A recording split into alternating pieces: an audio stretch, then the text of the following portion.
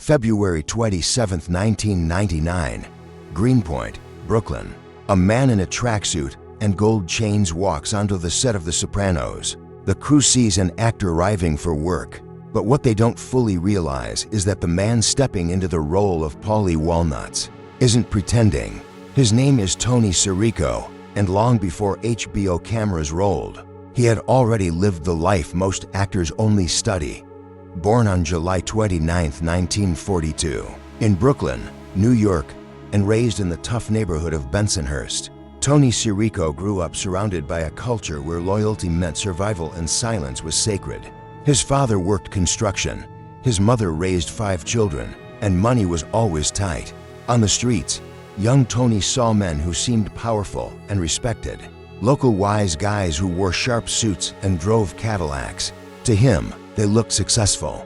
They looked untouchable. By age 7, he was running small errands for neighborhood-connected guys. It started simple, delivering packages, watching cars, but it pulled him deeper into that world. School didn't interest him, and by 13 he had dropped out.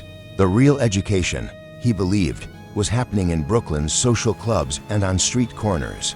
He learned quickly, respect was everything, and you never cooperated with authorities. At 19, he was arrested for assault and robbery after sticking up a Manhattan nightclub. It was only the beginning. Through the 1960s, Tony Sirico became a known associate of crews linked to the Colombo crime family. He wasn't a made man, but he was trusted with serious work, stick-ups, armed robberies, high-risk jobs. His reputation grew. He dressed sharp, carried himself with swagger, and had a temper that could flare in seconds. Arrests stacked up, weapons possession, extortion, assault. By the early 1970s, he was deep in the life. In December 1971, during a warehouse robbery in Brooklyn, everything changed. Shots were fired. Sirico was hit twice, one bullet grazing his leg, another lodging near his spine. He survived, but he was arrested in a hospital bed. Facing a long sentence, he made a choice that defined him. He refused to cooperate. He pleaded guilty and was sentenced to 4 years at Sing Sing Correctional Facility in Ossining, New York. Prison was violent and unforgiving. But inside those walls, something unexpected happened. Tony Sirico joined a prison theater program. What began as a distraction became a revelation. He discovered he had presence, timing, and natural charisma. Playing tough guys didn't feel like acting. It felt real. For the first time, he saw a possible future that didn't involve crime.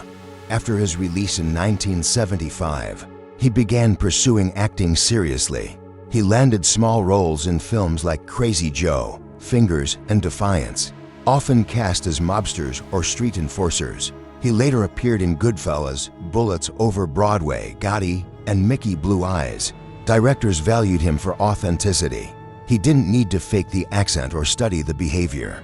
He had lived it. Then came the opportunity that changed his life. In 1998, HBO was casting a new crime drama called The Sopranos. When Tony Sirico read for the role of Paulie Walnuts, he recognized the character instantly. But he had one condition: Paulie could never be a rat. He refused to portray a character who cooperated with law enforcement. The producers agreed. When The Sopranos premiered in 1999, it became a cultural phenomenon. Paulie Walnuts became one of the show's most memorable characters, paranoid, loyal, superstitious, and fiercely protective of respect. Every gesture and expression felt authentic because it was drawn from Sirico's real-life experiences. He wasn't glorifying the mob life. He was portraying its reality. Over 6 seasons, he turned Paulie into an icon. After the show ended, he continued acting, including voice work on Family Guy. But Paulie remained his legacy, the role that transformed a former street criminal into a television legend.